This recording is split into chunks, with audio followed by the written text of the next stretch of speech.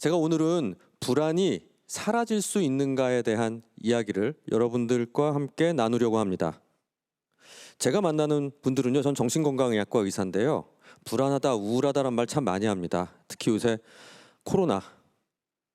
저도 이제 환자분들이랑 3월, 4월에 상담하면서 다음번에 올 때는 마스크를 벗고 만나야죠 라고 했는데 웬걸 끝이 안 나는 것 같습니다. 최근에는 뭐 더하다는 얘기까지 있고 이제 곧 추워질 것 같으면 더 한번 퍼질 것 같으니까 불안은 더 커질 것 같은 마음이 들고요. 특히 연세가 있는 어르신분들은 밖에 외출하는 것도 무서워하십니다. 저희 어머니도 80이 넘으셨는데요. 혼자 계시는데 정말 식사 한번 하는 게 굉장히 힘듭니다. 저희 어머니한테 밖에 나가서 바람도 쐬실 겸 사람 없는 데 가서 식사하시죠 라고 주말에 말씀을 드려도 야, 내가 혹시 해가지고 걸리면 정말 위험하다고 한다. 답답하더라도 집에서 혼자 먹겠다. 제가 찾아가는 것도 싫어하셔서 겨우 반찬만 좀 갖다 드립니다. 그만큼 우리 모두가 굉장히 조심하면서 살고 있다는 생각이 들어요. 그래서 불안이 없어지길 바라는 마음이 있는데 정말 그게 가능할까에 대한 얘기를 오늘 여러분들하고 나눠보려고 하는 것입니다. 이 불안이란 단어를 딱 보시면요, 한문, 어렵지 않은 한문이죠. 안전하지 않다라고 여기는 겁니다. 지금 여러분들 마음속에는 바로 그 마음이에요. 불안해 라고 얘기하는 건 내가 뭔가 안전하지 않아 라고 여기는 마음. 근데 그 마음은요, 뭐 대단한 게 아니라 우리 인간은 동물인데 내가 뭔가 위험하다라고 여길 때 우리는 불안하다라고 생각합니다. 느낍니다. 생각하기도 하고 느끼기도 합니다. 불안하다고 생각하는 걸 우리 걱정한다고 하는 거고요. 불안하다고 느끼면 내 몸에서 심장이 벌렁벌렁 뛰는 것 같은 불안한 감각 반응이 일어나는 겁니다. 자, 나라는 사람이 이렇게 산길을 가고 있는데요. 갑자기 저 앞에 어떤 뱀 한 마리가 나타났어요. 뱀 같아 보이는 게 왔어요. 그러면 우리 눈으로 딱 보면서 확 무서워집니다. 이게 뭐지라고 생각하기 전에 일단 내 몸은 반응을 합니다. 왜냐하면 이게 뭐지라고 충분히 생각한 다음에 반응하단 죽을 수 있기 때문입니다. 내가 토끼라면 일단 반응하는 건지 반응하는 것과 이게 뭐지라고 생각하는 게 동시에 일어나겠지만 인간은 행인지 불행인지 뇌가 굉장히 발달해 있기 때문에 이 둘을 갈라놨어요. 그래서 일단 몸이 먼저 반응하는 게 하나 있고 그 다음에 나중에 이게 뭐지? 라고 생각을 합니다. 근데 몸이 먼저 반응을 할 때 심장이 뛰고 근육이 수축이 됩니다. 저게 뭐냐? 빨리 도망가 살아야 되는 게 중요한 거예요. 그러니까 그냥 우리는 토끼랑 똑같은 존재예요. 내가 막 풀을 뜯어먹고 있는데 갑자기 늑대가 막 날 쫓아옵니다. 갑자기 그런 느낌이 들었어요. 그럼 열심히 도망가야 되겠죠. 그럼 심박수가 막 뛰기 시작하고 온몸에 있는 피를 근육으로 보내고 그 다음에 어떻게 할까? 지금 좀 아까 풀 먹던 거 소화시키는 거 의미 없죠. 난 10분, 5분 안에 죽을 수도 있으니까. 그러니까 위장으로 보내는 모든 피를 멈춥니다. 근데 그래도 위 안에 있는 것들을 해결해야 되니까 뭘 하냐? 위산을 뻥뻥 분비해요. 그리고 소변이나 대변, 몸이 무거우면 안 되니까 비워버립니다. 자, 스트레스를 받고 내가 위험하다고 생각할 때 경험하게 된 여러분들 증상이 다 여기에 있어요. 토끼들이 하는 거죠. 심장이 두근두근 뛰고요. 근육통 이런 거 확 몸이 아프고요. 얹히죠. 속쓰리죠. 화장실 가고 싶죠. 기능성 위장장애 같이 설사하는 분도 계시죠. 이 모든 것들이 생기게 되는 게 내가 위험하다라고 여기는 것 때문입니다. 근데 정당한 수준에서 적당히 내가 정말 위험한 일에 위험하다고 반응을 하는 건 정상이지만 문제는 이 불안이라는 건 뭐냐면 과도하게 위험하다고 인지하고 거기에 대해서 과잉 반응을 하기 때문에 문제가 되는 것입니다. 그러니까 불안이라는 건 우리 몸 안에 있는 생존 시스템이에요. 이걸 무조건 완전 없앤다고 좋은 것도 아니라는 게 핵심입니다. 불안이라는 건 우리한테 필요한 시스템일 수도 있다는 거예요. 우리가 얘기하는 긴장했다. 저 지금 살짝 여러분들 앞에서 긴장하고 있거든요. 사람들 앞에 있는 것도 아닌 채 방송하고 있으니까 제가 마음 편하게 할 수 있는 것도 아니잖아요. 살짝 긴장하고 있습니다. 경우에 따라서는 강박, 뭔가 딱 맞춰야 돼요. 잘 정돈해야 돼요. 순서대로 해야 돼요. 위험해지지 않기 위해서 하는 행동들입니다. 공포, 불안과 공포의 차이는 뭐냐면요. 공포는 무엇을 무서워하다예요. 딴 건 괜찮은데 난 쥐가 무서워. 딴 건 괜찮은데 높은 데가 무서워. 딴 건 괜찮은데 물이 무서워. 신기하게 여러분 생각해 보세요. 물공포증 있고요. 뱀 공포증 있고요. 높은 데 공포증은 있는데 전기 공포증은 없어요. 신기하죠? 왜 그럴까요? 진화론적으로 얘기할 때 그게 아까 토끼 얘기하듯이 우리 포유류의 천적인 파충류, 어디 갇히는 거, 물에 빠지는 거, 숨 답답한 거, 어디 갇히는 거, 높은 데 올라가 다 위험한 겁니다. 포유류에게. 그래서 이거는 우리 뇌에 각인돼 있어요. 하지만 전기는 우리 한 번씩은 다 지직해가 놀란 적이 있는데 전기 공포증은 잘 없습니다. 왜냐하면 한 기껏해야 150년, 200년밖에 안 된 거예요. 전기라는 게 우리랑 함께한 게. 그래서 우리한테 정말 화상을 입은 분들조차도 전기 공포증은 없어요. 생각해 보시면 그렇다는 겁니다. 우리가 다소 그런 피가 좀 있어요. 왜냐하면 안전하려고. 높은 데 가면 겁나는 거고요. 애기들도. 우리가 뱀한테 물려본 적 없어도 뱀은 이상하게 싫어요. 참 이상하죠. 그리고 불 보면 겁나고요. 어딘가 좀 갇힌 느낌 들면 답답해요. 왜냐하면 산사태 나서 동굴에 갇힌 것 같으니까. 바로 그런 부분들이 우리 몸 안에 있다가 나를 안전하게 지켜주는데 이 부분이 정말로 실제로 놀란 적이 있거나 아니면 그런 사람을 봤거나 아니면 되게 조심했던 분들은 심하게 불안이나 공포가 생길 수가 있겠다. 실은 이 시스템은 나를 지켜주려고 만들어져 있는 시스템이에요. 나를 안전하게 해주려고. 근데 우리 여러분들 아시죠? 과유불급이란 말. 우리 몸 안에 있는 모든 시스템은요. 적당할 때가 좋아요. 이 불안이라는 시스템이 작동하지 않는다. 그럼 어떨까요? 우리 저 앞에 성남시 분당 이런 데는 8차선 도로 있잖아요. 태평로 성남시 있는 8차선 도로를 아무 생각 없이 걸어갈 거예요. 차가 찡찡 지나가도 왜 불안하지가 않으니까. 시험 전날 잘 거예요. 뭐 잘 되겠지 뭐 이러면서.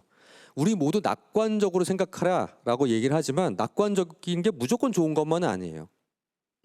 여러분들 보험료 들죠? 보험료 돈 내시죠? 그것도 사실은 우리 위험할까 미리 내는 거죠. 요즘 비 많이 왔잖아요. 지난달에. 그럼 우산을 들고 나가는 거, 예보 보는 거 다 불안하니까 들고 나가는 겁니다. 적당히 그 정도가 되면 되는데 혹시 집에 도둑이 들까 봐 무서워서 매일매일 통장, 집문서, 인감도장 이거 다 들고서 나오시는 분들 계실까요? 과하게 불안한 분들이죠, 그게. 자, 제가 오늘 얘기 드리고 싶은 핵심은 벌써 이미 다 끝났는지 몰라요. 불안이란 사실은 나를 지키기 위해서, 안전하기 위해서 만든 시스템인데 다만 그걸 우리가 불안이라 이름 붙이는 순간 불안이 되는 거고 가끔은 그게 과해서 날 좀 힘들게 한다. 이런 얘기입니다. 근데 어떤 사람은 별로 불안을 안 느끼고요. 어떤 사람은 불안을 느껴요. 즉 전혀 불안을 느끼지 않는 사람은 우리가 심리적 나병이라고 얘기하는 겁니다. 나병 환자들 보면 이 감각이 무뎌져 있잖아요. 당뇨병 오래 걸린 분들 신경병증 생기죠. 통증을 안 느끼는 거랑 똑같아요. 자, 이렇게 생각해 보시면 아주 쉽습니다. 몸에는 통증, 마음에는 불안. 통증을 안 느껴도 문제잖아요. 너무 느껴도 문제지만 마음도 마찬가지입니다. 적당한 정도의 통증이 있고 적당히 열이 나는 거, 우리 몸을 위해서 내가 어디가 아픈지를 알려주는 신호이듯이 혹시 내가 약간 불안을 느낀다면 그걸 무서워하거나 완전 때려잡을 대상으로 보기보단 나에게 어떤 시그널, 신호를 주는 건 아닐까, 그런 생각을 해보시면 어떨까 싶어요. 굉장히 중요한 말씀을 드리고 있는 것입니다.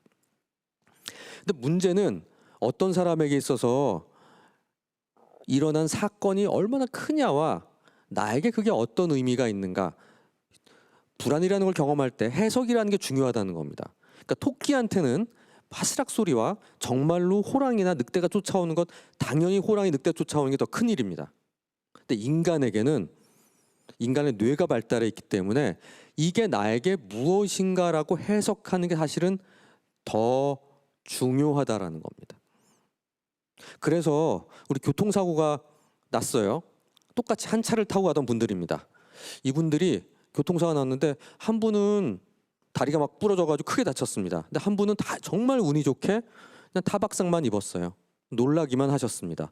근데 심리적으로는 막 다리가 부러져서 휠체어에 타 있고 앞으로 한두 달은 누워 있어야 된다는 분은 악몽도 안 꾸고 자동차에 대한 두려움도 없어요. 근데 그냥 놀라기만 하신 분은 깜짝 놀라고 너무 무서운 일을 경험했다고 자기가 해석을 하니까 세칭 말하는 외상후 스트레스 장애가 생겨서 저를 만나게 됩니다. 즉 사건이 얼마나 크냐 작냐가 중요한 게 아니라 내가 이 사건을 어떻게 해석하는가가 중요하겠다는 겁니다.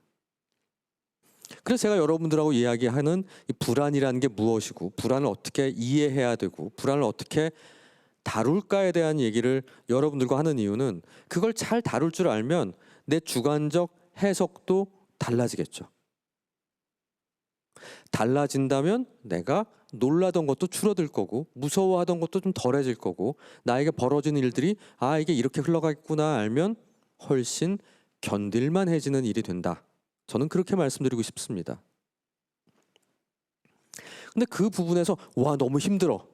내가 정말 견딜 수 없어라고 느낄 때는 어떨 때냐면 내가 가지고 있는 일들이 있는데 어떤 사람도 이만큼 나에게 요구되는 게 있어요. 근데 나는 요거밖에 갖고 있는 게 없어.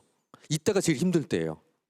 요새같이 점점 지칠 일들이 많아요. 일이 많아지고 괴롭고 이제 끝날 줄 알았다 또 던지고. 근데 내가 가지고 있는 자원은 훨씬 적어. 그럼 요만큼이 나는 불안하다, 위험하다, 모자란다, 지친다라고 느끼는 일이 벌어진다. 근데 문제는 이걸 우리가 계량화할 수 없다는 거예요. 이 둘 사이의 불일치가 내가 말하는 스트레스, 우리가 스트레스 받아라고 얘기하는 근본입니다. 내가 거꾸로 요구는 요만큼인데 자원이 이만큼 있으면 그냥 여유롭게 스트레스 안 느끼고 여유 있게 쓱쓱 넘어갈 수 있어요. 근데 반대가 됐을 때 문제가 되는 거죠. 근데 문제는 사실은 요구가 요거밖에 안 될지 모르는데 그 일을 너무 크게 볼 때도 있다는 거죠. 자, 내가 뭔가 힘들어하고 있을 때 그럴 가능성이 있나 한번 생각해 보시기 바랍니다. 왜냐하면 적당한 수준의 긴장이라는 건 나를 지켜주는 힘이 또 있다고 말씀드렸잖아요. 어느 정도 시장에 스트레스를 받는다는 건 내 수행 능력을 높여줘요. 도리어 집중력이나 기억력이나 이런 부분들을 높여줍니다. 최적의 상태는 그래서 적당히 긴장하고 있는 상태. 이게 최적의 상태인데 문제는 계속 올라가지 않는다는 데 있어요. 적당히 올라가다 뚝 떨어집니다. 내가 여기가 있으면 스트레스야 하고 빡 밟으면 엑셀을 밟으면 차가 올라가야 되는데 거꾸로 수행 능력이 떨어집니다. 자, 여러분들 그걸 우리 뭐라고 그러는지 아세요? 젊은 친구들이? 멘붕 왔다. 머리가 서버렸다. 라고 얘기하는 겁니다. 뭔가 더 열심히 해야 될 것 같아 조바심이 나서 노력은 하는데 머리는 서버리고 집중이 안 되고요. 무슨 말인지 한 개도 모르겠어요. 자, 그렇다면 이 시스템을 알면 여기서 일로 가면 되는 거죠. 조금 쉬면 다음날 돌아옵니다. 대부분의 사람들은. 근데 문제는 어떤 거죠? 성실하고 착한 분들은 내가 노력이 부족해서 그래. 의지로 극복하면 돼. 더 열심히 하면 언젠가는 내가 이 다음 선을 넘어갈 수 있을 거야 라는 이상한 믿음을 가지고 여기서 노력을 하다가 지쳐버립니다. 제가 만난 학생들 중에 고3 학생들이 저는 많이 오는데요. 이 고3 학생이 어머니가 와서 10시, 11시까지, 10시까지 학원하고 공부하고 집에 와가지고 또 공부한다는 거예요. 1시, 2시까지. 좀 잤으면 좋겠는데 그때 잠이 안 온대요. 잠이 안 오고 아침에 못 일어난대. 그래서 커피를 마시고 또 간대. 나보고 수면제를 달래요. 그래 애는 공부가 멍한 채 가방만 무거워요. 자, 이 아이는 여기 있는 거 집중은 안 되고 학교에서 멍한 채로 있습니다. 수면제를 먹는다고 해결될까요? 그렇지 않습니다. 제가 한 이 학생의 처방은 10시 이후에 공부하지 마. 공부를 안 하라는 건 아니고 너 좋아하는 뭐 좋아하니? 게임 좋아해요. 아니 예능 보는 거 좋아해요. 유튜브 좋아해요. 1시간 정도는 쿨링 다운을 위해서 좀 놀고 게임도 좀 하고 너 좋아하는 거 좀 해. 그러다가 깔깔 웃고 그러다 자. 약 먹을 필요 없어. 그리고 토요일 오전, 일요일 오전 한 타임 정도는 푹 자. 엄마도 깨우지 마세요. 한 2-3시간 더 자게 두세요. 그리고 마음 급해하지 말고 좀 맛있는 거 좀 먹고 외식하고 그 다음에 학원 가든지 공부하러 가. 그게 제 처방이었습니다. 즉 여기가 아니라 이쪽으로 빼주면 자연스럽게 해결될 수 있는 문제들이 은근히 많다라는 것입니다. 왜냐하면 근데 공부만이 아니라 다른 문제들, 또 일만이 아니라 다른 문제들이 나라는 사람의 몸과 마음을 넘치게 할 때가 있다는 겁니다. 전 이렇게 상담을 하다 보면 많은 분들이 이런 얘기를 하세요. 힘드세요. 힘듭니다. 불안합니다. 제가 좀 더 그릇이 컸다면 이렇게 힘들지 않았을 텐데. 근데 제가 이렇게 말씀드립니다. 저도 그릇이 컵 하나고요. 여기 선생님도 컵 하나 정도입니다. 우린 냉면 그릇이 아닙니다. 다만 중요한 건 이 컵을 얼마나 잘 관리해서 넘치지 않게 할까 생각해야 되는 거지, 컵을 늘리고 큰 컵으로 바꿀 생각하지 맙시다. 큰 컵을 갖고 있는 사람, 냉면 그릇 같은 분들이 있긴 하지만 그분들은 그냥 그런 분들이 있는 거라고 그냥 인정하자는 거예요. 존경하면 되고, 우리 모두는 그냥 키가 대한민국의 성인들이 한 160에서 185 사이에 남자건 여자건 다 대충 들어가 있듯이 컵 크기도 그만해요. 거기에 물이 콸콸콸콸 들어오는 부분에서 넘치지 않게 잘 관리해야 된다. 근데 우리가 모든 사람들한테 잘해주고 싶고 최선을 다하고 싶고요. 좋은 엄마이고 싶고 좋은 아빠이고 싶고 좋은 친구이고 싶고 좋은 동생이고 싶고, 이 모든 걸 다 잘하려고 하다 보면 가랭이가 찢어지고 물이 넘치고 이런 일이 벌어질 수밖에 없다는 거예요. 자, 그러면 이거 어떻게 해야 되냐? 어느 순간 내가 넘칠 것 같은 생각이 들 땐 그게 불안하다는 거거든요. 불안을 몇 번 경험하고 나면 과감히 이 메커니즘을 이해하고, 불안이라는 게 온다는 건 내가 넘칠 것 같던 신호가 오는 거구나. 나 여기서 멈춰야 되겠다. 그럼 뭐부터 해야 돼요? 꼭 안 해도 되는 것부터 멈추자. 저는 제일 먼저 하지 말라는 게 총무부터 그만하라고 그래요. 어디 무슨 모임 총무 이런 거 하고 있으면 그거 그냥 몸이 안 좋다라고 얘기하고 그만둬라. 안 들어가도 되는 카톡방 다 나와라.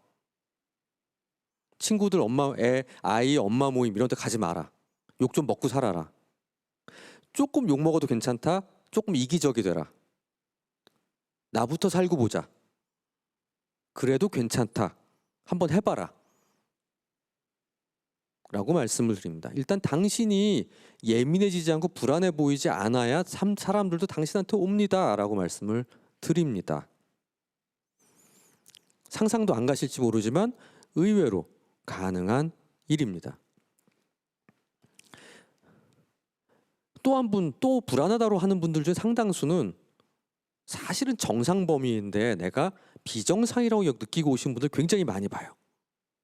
오늘 지금 이 방송을 보시고 계신 분들 중에 한 60살, 65 조금 넘으신 분들, 요즘 신체 나이는 50대인 분들 참 많아요. 그리고 우리나라 60세, 65세인 분들, 또 70세 되신 분들 중에 세칭 고학력, 고졸 이상, 대졸 이상인 분들 1세대입니다. 이분들이 제일 두려워하는 건 요즘 치매죠. 저도 이제 치매 아닌가요? 하고 오신 분들 많은데 그분들이 이렇게 얘기합니다. 제가 핸드폰 번호 20개, 30개 다 외우고 다녔는데 친구들 전화번호가 생각이 안 나요. 저는 그럴 때 말씀드립니다. 저는 가끔 마트에 가가지고 포인트 적립할 때 저희 아내 번호로 다 하거든요. 근데 가끔 생각이 안 날 때가 있어요. 그게. 그럼 막 무서워 죽겠으면 옆에서 보고 있으면. 그런데 20개는 외우고 있으면 대단하신 겁니다. 또 짜장면을 먹는데 단무지가 먹다 남은 단무 3개 이상 나오면 치매라면서요. 이러면서 오세요. 치매 검사를 해보면 다 정상이에요. 워낙 고학력자 있고 똑똑하고 총총하시던 분들이 상대적으로 떨어진, 즉 100점이던 분이 80점이 떨어지면 20점 떨어진 건 분명히 있겠지만 우리 병으로서의 치매는 60점 이하일 때만 치매라고 얘기하겠죠. 연령대가 와서 연령대별로 정상적으로 떨어지는 인지기능 저하를 우리는 두려워하고 치매라고 과잉해서 두려워하는 경향이 있을 수도 있겠습니다. 그 얘기는 뭐냐면요. 불안해하기 전에 정상의 범위가 뭐지? 라는 생각을 하는 거죠. 막 가난해 죽겠어, 나 위험해, 가난해, 가난해 하지만 맞고 알고 보면 다 먹을 거 다 먹고요. 자기 집 있고요. 연금도 충분하시고요. 60만 안 내면 그냥 사시는 지장 없는 분들이 있어요. 근데 본인은 무섭대요. 다른 분들에 비하면 굉장히 많이 적당히 잘 지내고 계신 분들이 정상의 범위가 다른 친구들과 비교를 하시면 생길 때가 있다는 거죠. 즉 정상의 범위에 대한 규정을 하는 거로 불안이 사라질 수도 있다라는 생각 해보시기 바랍니다. 왜냐하면 그런 부분들에 욕망이라는 게 존재하기 때문이에요. 왜냐하면 남들보다 나아요. 비교하는데 남들보다 이왕이면 좋고 싶고요, 잘하고 싶고요, 부자이고 싶고요, 더 많이 갖고 싶다. 그건 나쁘다는 거 절대 아닙니다. 근데 지나치면 문제. 우리 항상 저희 오늘의 중요한 주제는 지나치지 말자거든요. 큰뿔 사슴이라는 가상의, 그러니까 뼈만 남아있는 동물이 있습니다. 40만 년 전에서 7,700년 전까지 있던 멸종된 사슴인데, 얘가 왜 멸종됐냐면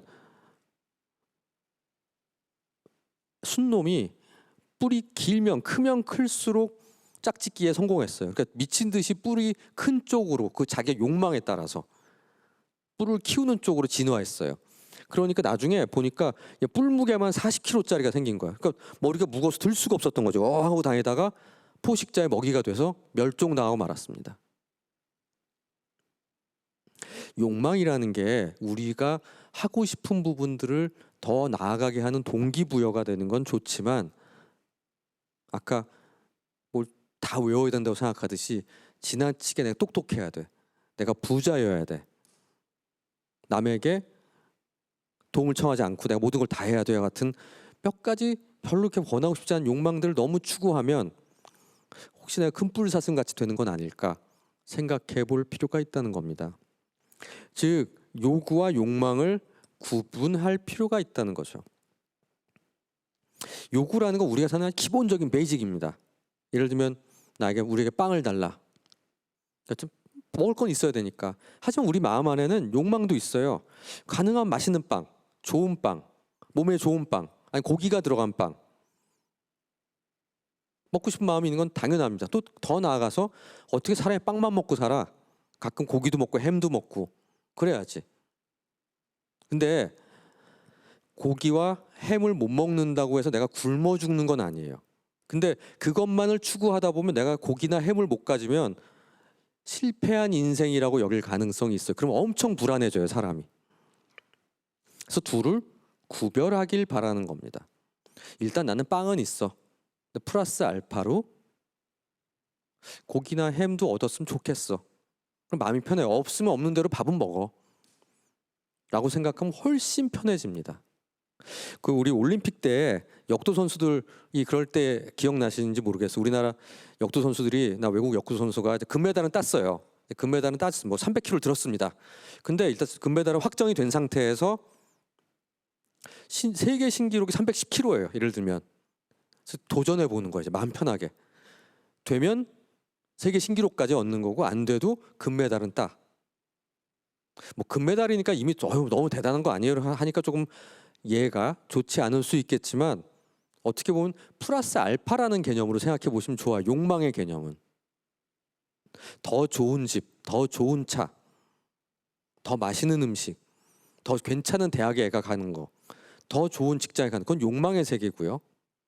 욕구를 일단 가지고 있는 부분들을 구별해서 볼 때 우린 그 부분에 대한 것을 간직하고 있는 상태 플러스 알파라고 생각해서 구별해야만 불안으로부터 자유로워질 수 있습니다. 최소한 내가 굶어 죽지는 않아. 이거 없어도 돼. 왜냐면 난 이러이러한 부분들을 갖고 있으니까 라는 마음이 나를 덜 불안하게 할 수 있겠다 라는 생각 해보시기 바랍니다. 또 한편으로는 역설인데요. 사는 게 너무 좋아지고 편해져서 생기는 문제도 있어요. 그러니까 우리의 삶이 굉장히 편리해졌습니다. 냉방도 되고 난방도 잘 되고 자동차도 잘 돼 있고 대중교통 수단도 잘 만들어져 있습니다. 그래서 조금만 추우면 춥다, 조금만 더우면 덥다라고 느끼고 막 에어컨을 확 켜고요, 난방을 확 켜고 이럴 때가 있듯이 편리함의 역습, 것도 있다. 내가 불안하다고 느끼는 것 중에 하나는 굉장히 쾌적해야 된다고 느끼는데 그게 이루어지지 않기 때문에 마음에 안 들고 불편해지고 낯선 것을 싫어하고 아주 물 흐르듯이 나를 중심으로 싹 움직여야 되는데 그게 안 돼서 불안해질 때도 있는 겁니다. 내가 지금 느끼는 불안이 필수적인 불안인지 아니면 조금 견디고 불편한 걸 견디고 편리하진 않지만 있을만하고 한 부분들의 것들을 싫어해서 생기는 문제를 구별해 보세요.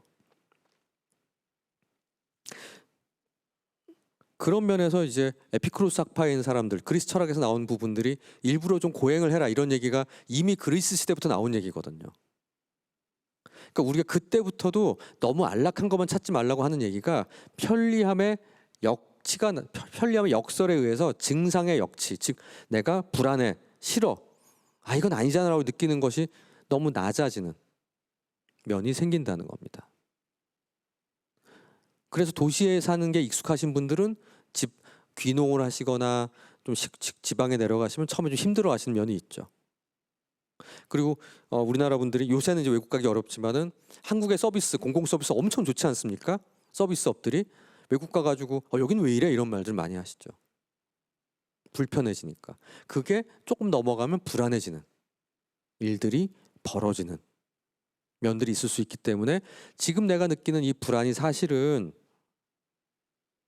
진짜 불안한 게 아니라 불편한 거, 마음에 안 드는 거, 편리하게 살다 보니까 그냥 싫은 거, 이런 건 아닐지 좀 견디고 넘어가고 감수해도 되는 문제를 불안하게 느끼고 짜증을 내고 있는 것 아닌가 한번 생각해 보세요. 아까 정상의 범위도 그렇고 불편도 그렇고 낯선 것도 그렇고 다 모든 게 내가 좀 편하게 살다 보니까 생긴 문제, 우리의 삶이 굉장히 편하게 발전했기 때문에 생기는 문제일지도 모르겠다라는 생각을 한번 해보시면 굉장히 많은 부분들이 좋아질 수 있을 것이라는 생각이 듭니다. 자, 그런 부분들에서 결국은 내가 불안하다라고 느끼는 부분들에 굉장히 중요한 이슈들이 있습니다. 정상, 괜찮다라는 게 뭐야? 라고 물어보시는 분 많아요. 그때 제가 말씀드리는 건 뭐냐면 진짜 안 좋을 때는 집 밖에 못 나가요. 상상도 못 하시겠지만 그렇습니다. 자기 방 밖도 못 나가는 분들도 의외로 많습니다. 이런 분들은 제가 분명히 치료해야 되는 분들이라고 말씀드려요. 자, 근데 조금 더 좋아지면 친구, 가족 만나고요. 학교는 다녀요. 그러다가 하지만 조금 힘들면 집으로 들어와요. 여기까지는 아직 비정상이라고 볼 수 있습니다. 겨우 학교 다녀요. 집에서 방에 안 나가지만 할머니 생신이라고 그러면 식사는 하러 가요. 친구도 아주 친한 친구만 만나요. 활발한 경제 활동은 아니라고 볼 수 있습니다. 근데 이제 조금 지나가지고 원래 하던 일들, 학교 다니는 거, 일하는 거, 뭐 종교 활동하는 거, 이 정도는 합니다. 주말에 지치면 좀 쉴 수 있지만, 그리고 일상의 스트레스, 조금 친구와 약간의 다툼이 있는 거, 시험 때문에 좀 힘든 거, 가끔 직장 상사한테 혼이 나는 거, 장사하다 손님이랑 잠깐 다투는 거, 하루 정도 마음이 안 좋고 불편하지만 그날 밤 잠은 괜찮아져. 여기서부터는 정상이에요. 이런 것도 없었으면 좋겠어요. 그런 거 바라지 마세요. 그런 사람은 아주 드물어요. 아주 건강한 사람들은 그러다가 이제 뭘 생각하게 되냐면 새로운 걸 찾습니다. 나 새 일을 해보고 싶어. 이사 가보고 싶어. 이직해보고 싶어. 뭔가 머릿속에 새로운 걸 해보고 싶은 도약의 마음까지 갖게 되면 그거는 정상이 아니라 건강한 겁니다. 자, 불안의 얘기의 반대쪽에 있는 거를 정상과 건강의 비교를 얘기해 드릴게요. 정상은 아까 요 정도가 되면 정상인데 건강은 정상 플러스 알파야. 또 얘기 드리면. 그러니까 100m를 달리기 하는데 한 30초 안에 어떻게든 뛰어가잖아요. 뛰다 말다 해서 뛰어가면 그건 정상이죠. 근데 건강은 15초래 뭐 이런 거. 우리 여러분들 건강검진 아시죠? 저는 건강검진이란 말이 조금 어폐가 있다고 봐요. 건강한지 아닌지 보는 건데 그럼 병이 있다 없다만 봐주잖아요. 정상을 확인해 주는 거지. 건강검진을 하려면 운동도 해야 됩니다. 건강검진 가서 푸시업 50개 하는지 봐야 되고요. 10층까지 뛰어 올라갈 수 있는지 봐야 되고요. 하룻밤 뭐 한 2끼쯤 굶어도 괜찮은지 봐야 되고요. 그게 건강검진이 될지 몰라요. 즉 우리가 바라는 거 굉장히 건강한 삶을 바라고 있는지 모르겠지만 제가 느끼기에는 그것만 바라보면 내가 끝까지 계속 마음에 안 드는 거예요. 정상이 아니라고 생각할 수가 있어요. 정상의 범위는요. 일주일 잘 지내고요. 약간의 스트레스 받지만 그냥 속상할 수 있지만 다음날 그냥 자고 나면 괜찮고요. 하루에 내가 해야 될 것들을 어려움 없이 하고요. 주말이 돼서 조금 쉬면 그냥 다음 월요일이 오는 게 무섭지가 않은 요 정도로 해나갈 수 있으면 저는 정상입니다라고 말씀드립니다. 즉 나에 대한 기대치를 적정한 수준으로 만드는 게 우리를 정상으로 만드는 중요한 방법이다라는 생각 해보셔야 되겠습니다. 불안을 통제하기 위해서 우리는 완벽하게 모든 것 하나도 잘못되면 안 된다고 생각하면서 준비하고요. 미리 많이 걱정을 해서 모든 경우의 수를 다 생각하고요. 최선을 다해 노력하면 된다고 하고 열심히 하면 돼. 자, 이 모든 것들이 갖는 특징이 뭐냐? 에너지가 많이 든답니다. 사실은 쓰지도 않을 거를 준비한답니다. 손님이 오기로 해서 집에 식사를 하기로 했으면 좋아할 뭐 어떤 음식을 좋아할지 몰라서 한식, 중식, 양식, 일식 다 준비하는 사람 같은 거예요. 나머지는 버려야 되는 거지. 낭비가 돼요. 물론 내가 에너지가 많아, 엄청 여유가 많아, 그럼 그래도 돼요. 근데 우리는 가면 갈수록 에너지가 짤짤합니다. 겨우겨우 살고 있을 때가 많아요. 특히 지금같이 코로나 상황에는 그냥 하루하루가 예측도 어렵고요. 기본 불안지수가 높아요. 이럴 때는 선택과 집중, 버릴 거 버리는 거, 내 욕심 버리는 거, 너무 완벽하지 않고요. 너무 많이 준비하지 않고 적당히. 손님이 온다. 그럼 뭐 좀 몸 마음에 드는 가운데 맛있는 거 하나 정도 준비하고요. 그것도 귀찮으면 시키세요 그냥. 요즘 배달 많잖아요. 그리고 집에 있는 반찬 좀 새로 좀 담고요. 뭐 그렇게 해서 밥 맛있게 드시면 되죠. 뭐 예를 들면 그 정도로 요 정도만 준비한다. 최선을 다해 노력하기보다는 그냥 난 이 정도면 됐어라는 마음을 갖는다. 그래서 지치지 않으려고 노력한다. 그런 마음을 갖는 게 지금의 상황에서는 훨씬 좋은 생각이고 내가 건강한 것까지는 아니지만 최소한 불안장애, 우울증 이런 게 생기진 않은 채 지낼 수 있는 가장 괜찮고 현실적인 방법이라고 저는 믿습니다. 우리가 두려워지면 이런 식으로 접시물에 빠져 죽을 것 같아요 라고 생각할 때가 많아요. 불안해지니까 미리 겁먹는 거예요. 최악의 상황을 생각해요. 머릿속에 고민이 가득 많으면 이상하게 속도가 안 나요. 나란 사람이. 머릿속에 꽉 찬 거예요. 그러니까 다른 게 들어올 생각이 안 나요. 그래서 집중력이 떨어졌어요. 기억력이 나빠졌어 하고 오십니다. 안 해도 되는 고민을 하십니다. 이 모든 것들이 다 여러분들을 힘들게 하는 일들입니다.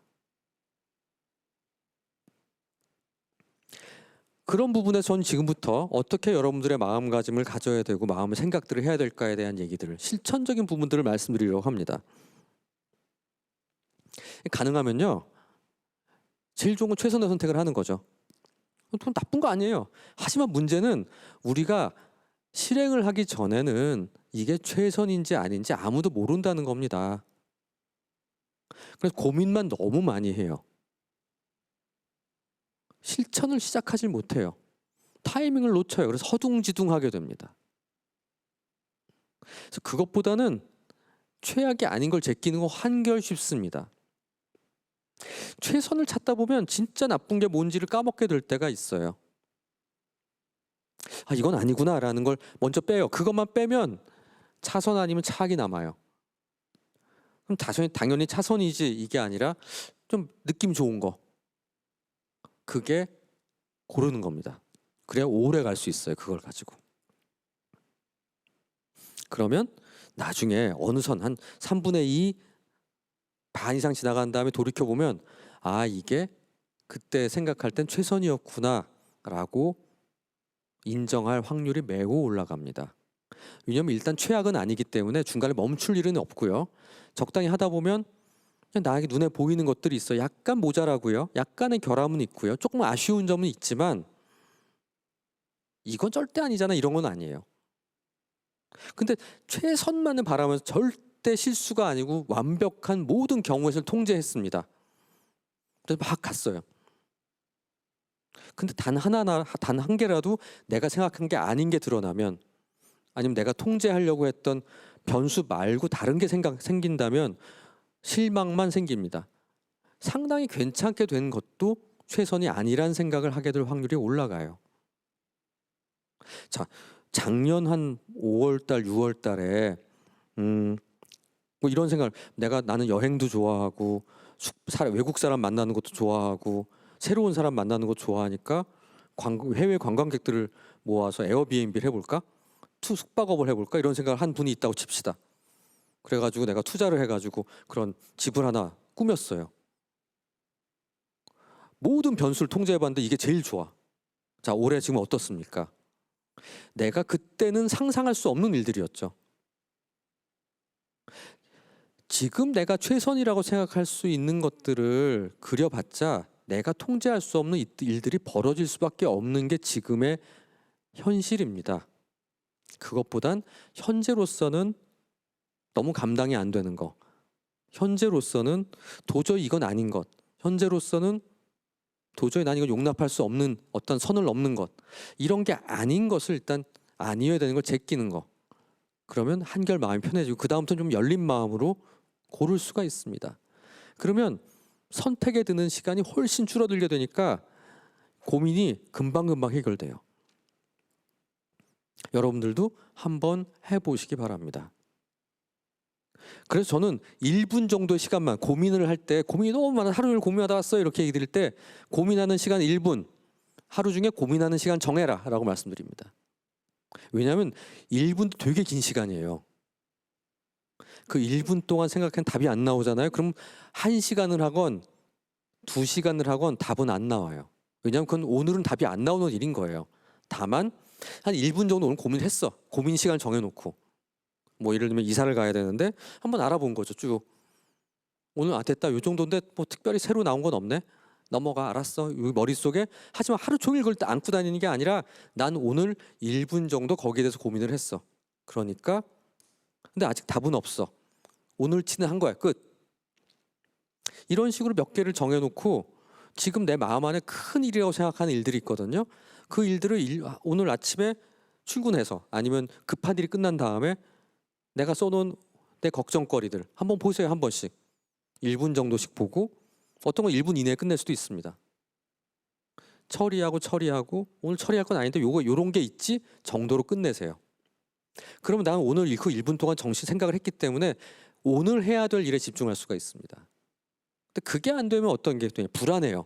왜냐면 머릿속에 계속 빙빙빙 도는데 해결은 해야 될 것 같은데 지금 내가 할 게 없어. 그럼 뭐 새로운 방법 있지 않을까? 뭐지? 어떻게 하지?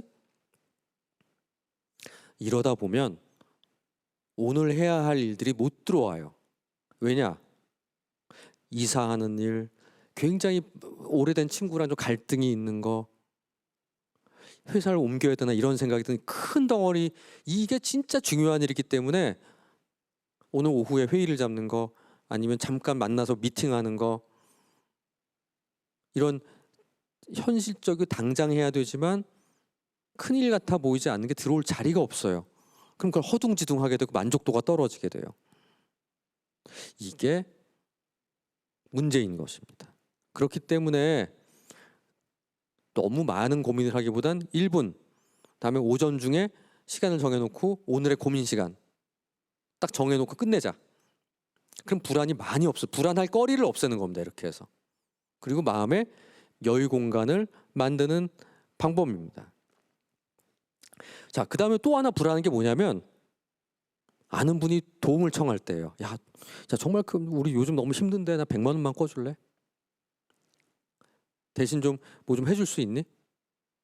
자, 우리는 그 마음이 급합니다. 도와줘야 된다고 생각이 돼요. 자, 여러분도 이런 생각 해보세요.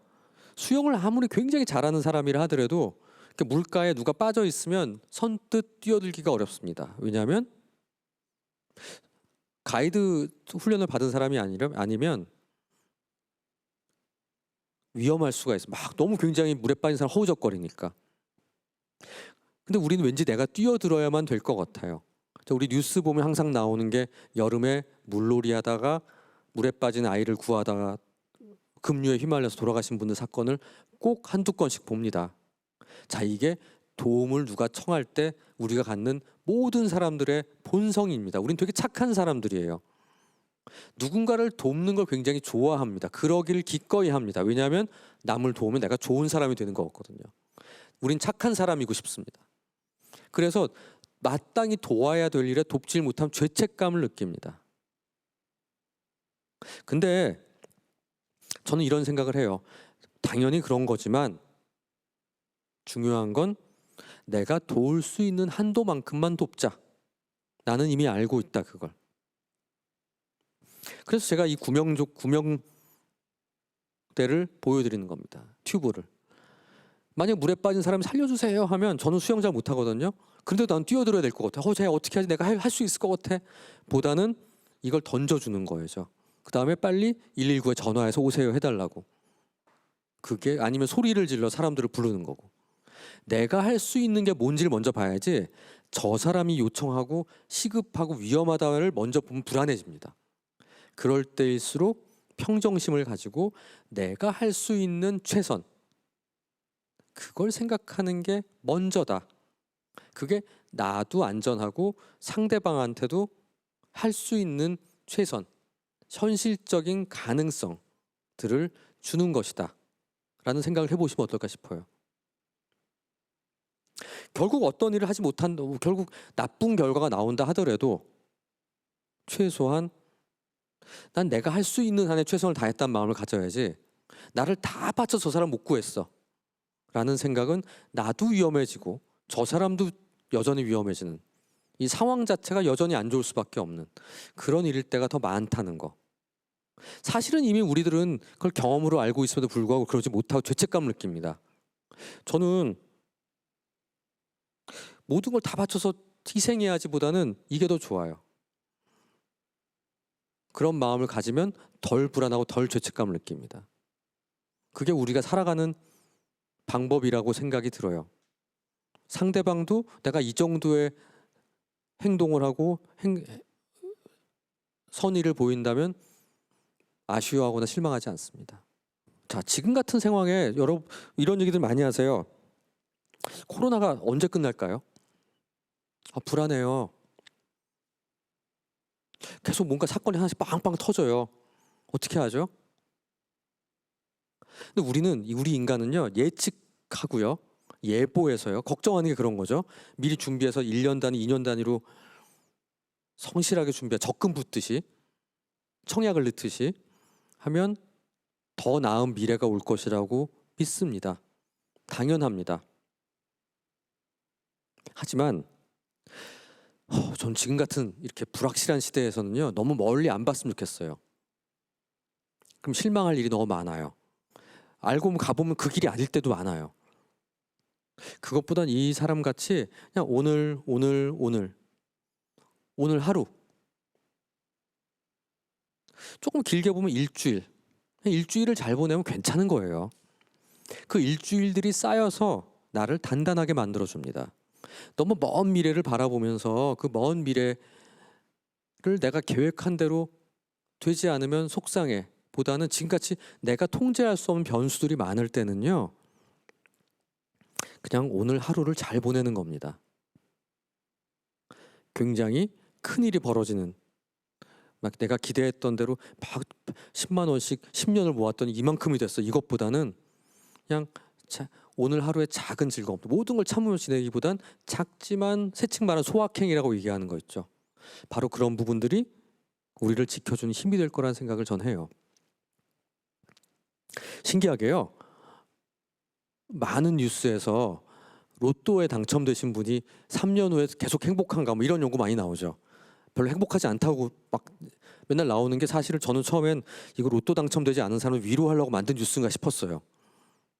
근데 실제로도 그렇더라고요. 여러분들 우리 요새는 이제 코로나 때문에 뷔페 잘 못 가시지만, 저도 옛날에 가끔씩 생일이나 뭐 어디 모임에서 뷔페에 가서 참 많이 먹지 않습니까?